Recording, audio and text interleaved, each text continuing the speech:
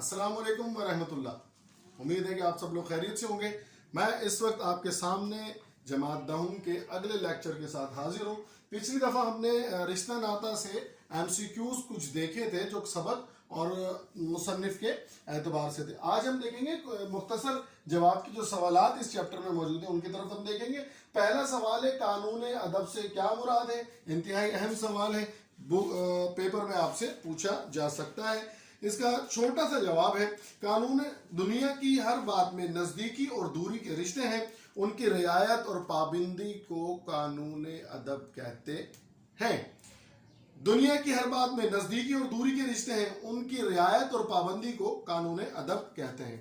اگلا سوال ہے، دنیا کی بہبود کے لیے کون کون سی چیزیں ضروری ہیں؟ ادب، جواب نمبر 2 دیکھیے بیٹا، ادب اور تعظیم اور رعایت دنیا کی بہبود اور کارروائی کے لیے ناگزیر ہیں۔ اگر ہم کسی کے ساتھ بے ادبی یا بے توجہی سے پیش آئیں گے تو ہمارا کون ادب یا وقت پر کام کرے گا؟ یہی ایک سلسلہ ہے ادب اور کام کرنے کا جو ایک دوسرے کے ساتھ انسان کو جوڑے رکھتا ہے، بہتری کی طرف لے کر جاتا ہے۔ اگر بزرگ تم سے خوش ہوں گے تو کیا ہوگا؟ دیکھیے بھائی، اگر بزرگ خوش ہوں گے تو اس کا مطلب ہے خدا بھی ہم سے خوش ہوگا۔ اگر بزرگ تم سے خوش ہوں گے، خدا تم سے خوش ہوگا اور زیادہ تر عنایت و انعام فرمائے گا اور دنیا کے فوائد علاوہ اس کے رہے۔ اس میں ایک لطف یہ بھی ہے کہ جب تم بڑے ہوگے تو اسی طرح تمہارے خرد تمہاری خدمت کریں گے۔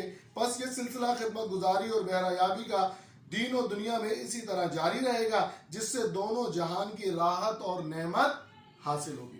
کوشچن نمبر 4 دیکھتے ہیں، ماں باپ کی اطاعت کس طرح کرنی چاہیے؟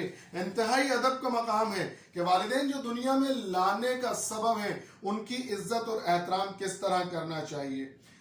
جواب اس کا دیکھیے بیٹا، نشست و برخاست میں ان کی تعظیم کرنی چاہیے، انہیں آپ سلام کرنا چاہیے، ان کے سامنے بہت بولنا نہیں چاہیے، ان کی بات کو رد کرنا نہیں چاہیے، ان کے سامنے اب بیٹھنا چاہیے، ان کے آگے آگے نہیں چلنا چاہیے۔ یہ کچھ آداب ہیں والدین کے ساتھ جس کو محمد حسین آزاد نے بڑی خوبصورتی سے ہمیں بتایا ہے۔ آگے کہتے ہیں، جو اولاد اپنے ماں باپ کا کہا نہیں مانتی اس کا کیا انجام ہوتا ہے؟ بالکل بھی اچھا انجام نہیں ہوتا۔ اگر تم اپنے جواب اس کا دیکھیے، اگر تم اپنے ماں باپ سے خود سر رہے ہو تو عجب نہیں کہ تمہاری اولاد بھی تم سے سرکش رہے۔ اگر آپ ادب نہیں کریں گے تو آنے والے وقت میں جب آپ اولاد والے ہوں گے، ماں باپ بنیں گے تو آپ کی اولاد بھی سرکش رہے گی، بدتمیز رہے گی۔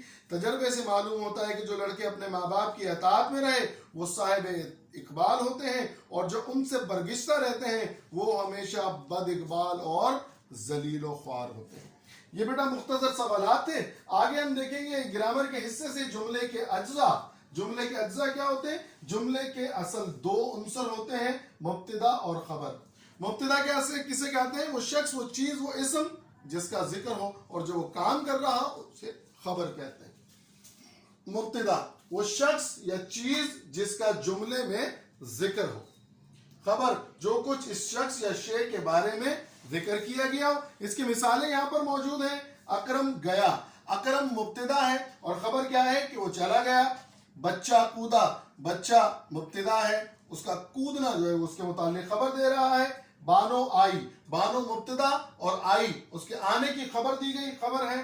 زین رویا، زین مبتدا اور اس کا رونا جو ہے وہ خبر ہے۔ ابو آئے، ابو مبتدا اور ان کا آنا خبر ہے۔ امید ہے کہ آپ اس کو بہتر انداز سے سمجھ سکے ہوں گے۔ تیاری کرتے رہیے، کورونا کے ساتھ، صحت کے ساتھ اپنا اور اپنے دیگر ارد گرد کے لوگوں کا خیال رکھیے۔ اگلی کلاس میں پھر ملاقات ہوتی ہے۔ اللہ حافظ۔